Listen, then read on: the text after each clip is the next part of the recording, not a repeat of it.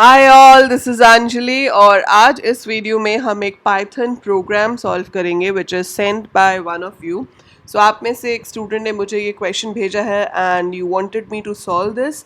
So let's go for the solution. और ऐसे ही अगर आप में से किसी को भी डाउट्स आते हैं, कोई ऐसा प्रोग्राम है जो आप नहीं कर पाते हो and you are not able to solve it, you can send this program to me on WhatsApp group या टेलीग्राम ग्रुप, या आप मुझे ईमेल भी कर सकते हो. But make sure that picture should be clear like this so that मैं उसको अच्छे से यहाँ डिस्प्ले कर सकूँ एंड देन आपको उसका सॉल्यूशन प्रोवाइड कर सकूँ. Right, so let's do this. और क्वेश्चन है, create an array for 10 days ranging 15 to 25 with an interval of 1 day. Okay, create two different lists by using random integers. Rand_int can be used, one containing 10 days of humidity and another containing 10 days of dryness respectively. On the basis of that, plot a bar chart by showing their difference. Okay, so आपको क्या करना है, आपको bar chart बनाना है, right? And you have to have the days and you have to have humidity and you have to take the dryness. So this question is for class 12th informatic practices. Okay, so let's try and make it. So इसके लिए हमें क्या चाहिए होगा, एक तो हमें इसमें चाहिए पांडास. आप यूज़ कर सकते हो अगर आप डेटा फ्रेम बनाना चाहते हो, बट अगर आप सिर्फ लिस्ट बनाना चाहते हो तो आपको पांडास की ज़रूरत भी नहीं पड़ेगी. सो पहली चीज़ क्या है कि you have to create a list which should have values from 15 to 25. So it says create an array for 10 days ranging 15 to 25. So 15 to 25 के लिए array बनाना है. That means I have to use numpy. Although numpy इस साल के syllabus में नहीं है, so I don't know कि आपके स्कूल में या आपको कहीं पे भी ये question क्यों दिया गया है, because numpy arrays is not in the syllabus for this session. But anyhow, if we are taking numpy, so we take import numpy as np and you need to create an array over there.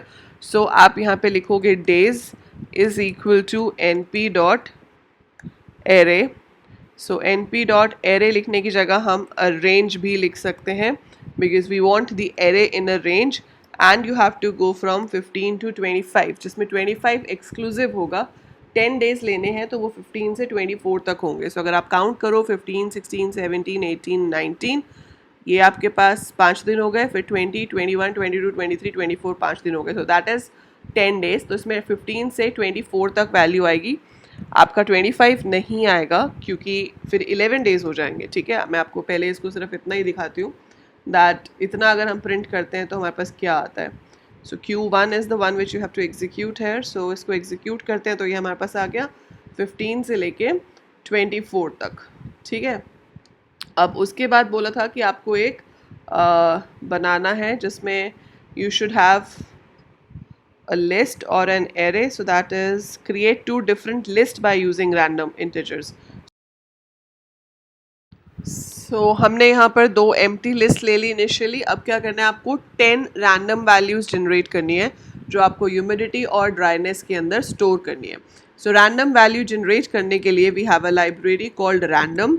So आपको ऊपर लिखना पड़ेगा पहले import random और उसके बाद मैं यहाँ पर एक लूप ले लूँगी जो कि 10 बार चलेगा. So I can take for I in range 10 और इसके बाद आप यहाँ पर रैंडम वैल्यू जनरेट कर सकते हो. So humidity is equal to random dot, इसके अंदर बहुत सारे फंक्शंस हैं बट हम यूज़ करेंगे random as they have given as a hint in the question. अब ह्यूमिडिटी की वैल्यू कितनी होती है मुझे कोई आइडिया नहीं है, बट मान लो कि हम इसकी रैंडम वैल्यू चाहते हैं बिटवीन समवेयर बिटवीन 10 to 20 या 10 to 30. सो मैंने कहा कोई भी रैंडम नंबर जनरेट होके आ जाए 10 से 30 के बीच में. ऐसे ही ड्राइनेस की वैल्यू हमें चाहिए. सो ड्राइनेस की वैल्यू मैं चाहती हूँ कि जनरेट होके आ जाए फ्रॉम 4 to 20, कुछ भी ऐसे.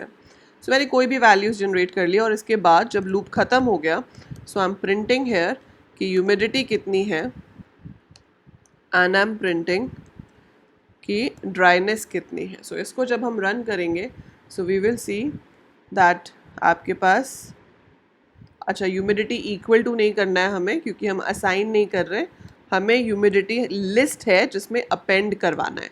सो ये आपको ध्यान रखना पड़ेगा. Humidity is not a single variable, it's a list और लिस्ट में ऐड कराने के लिए हम अपेंड लिखेंगे, ठीक है। इसीलिए वो सिर्फ 13 और 7 दिखा रहा था, मतलब जो लास्ट वैल्यू थी वो उसको दिखा रहा था, वो लिस्ट में ऐड नहीं कर रहा था। So we must add it to the list. अब आपके पास 10 वैल्यूज़ की लिस्ट बनेगी जो ऐसे आ जाएगी। सो आपके पास पहले हो गए डेज, फिर आपके पास क्या है, ह्यूमिडिटी, और फिर है dryness. So we have got this list. लेकिन अब क्या कहा गया है कि इसका बार चार्ट आपको बनाना है।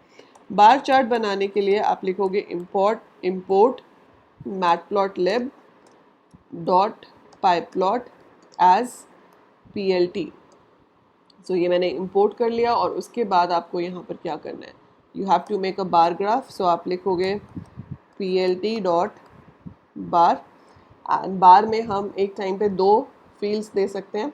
सो हम यहाँ पर पहला फील्ड दे देंगे, या तो आप इसका डेटा फ्रेम भी बना सकते हो ताकि आपके दोनों फील्ड्स एक साथ आ जाएं। पर मैं आपको भी दिखाती हूँ कि अगर मैं ऐसे लिखती हूँ days comma humidity and then PLT dot show, अगर हम सिर्फ इतने से को रन करते हैं, so we will get a bar chart which is showing the humidity over here, ठीक है। सो ये आपकी ह्यूमिडिटी आ रही है।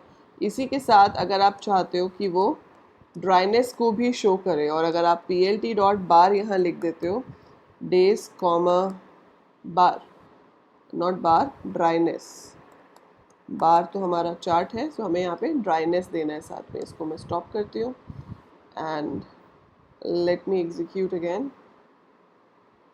सो ये इस तरह से आ रहा है, ठीक है। सो इसमें कुछ पार्ट दिखा रहा है वो किसका, ड्राइनेस का, कुछ ह्यूमिडिटी का। आप चाहो तो यहाँ पर लेबल्स डाल सकते हो इनके, और फिर लेजेंड्स बना सकते हो। वो मैंने आपको वीडियोस में ऑलरेडी दिखाया हुआ है कि लेजेंड्स कैसे क्रिएट करते हैं। So you can go and try that out.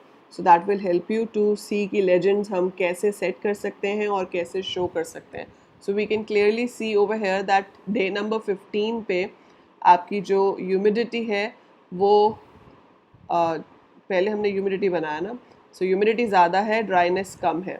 इस दिन में हमारी ह्यूमिडिटी कम है, ड्राइनेस ज़्यादा है। सो इट शोज़ कि किस दिन ह्यूमिडिटी ज़्यादा है, किस दिन ड्राइनेस ज़्यादा है। So we can see it in the bar graph like this. तो एक तरीका इसको बनाने का ये है, और दूसरा तरीका ये हो सकता था कि आप पहले एक डेटा फ्रेम बना लो।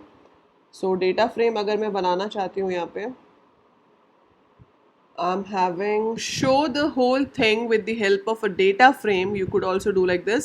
आप पहले इसका एक डेटा फ्रेम बना लो with the help of dictionary. So मैंने यहाँ पे एक डिक्शनरी बनाई जहाँ पे बताया कि डेज जो है वो इस लिस्ट को रेफ़र करेंगे, फिर ह्यूमिडिटी और फिर ड्राइनेस, ठीक है। और उसके बाद हमने यहाँ पे सिर्फ कर दिया df dot plot kind is equal to bar. So अगर हम इस तरह से प्लॉट करते हैं तो बार ग्राफ में अलग अलग बार्स बन के आते हैं ऐसे। लेकिन यहाँ पे अभी लेजेंड भी अपने आप आ गया। यहाँ पे सिर्फ प्रॉब्लम क्या है कि वो डेज को भी न्यूमेरिक वैल्यू है, इसलिए बार ग्राफ में कंसिडर कर रहा है। सो ये अब आपका काम है कि आप इसे फिक्स करोगे, जो डेज है वो स्ट्रिंग में आ जाए ताकि वो नीचे एक्स एक्सिस पे आए, यहाँ पे डेज, और यहाँ सिर्फ 2 बार्स आए ह्यूमिडिटी और ड्राइनेस का। So you try to fix it out. पर आपके क्वेश्चन में ये नहीं कहा गया था कि डेटा फ्रेम्स यूज़ करने हैं, ये मैंने सिर्फ आपको बता दिया कि डेटा फ्रेम कैसे यूज़ हो सकते हैं।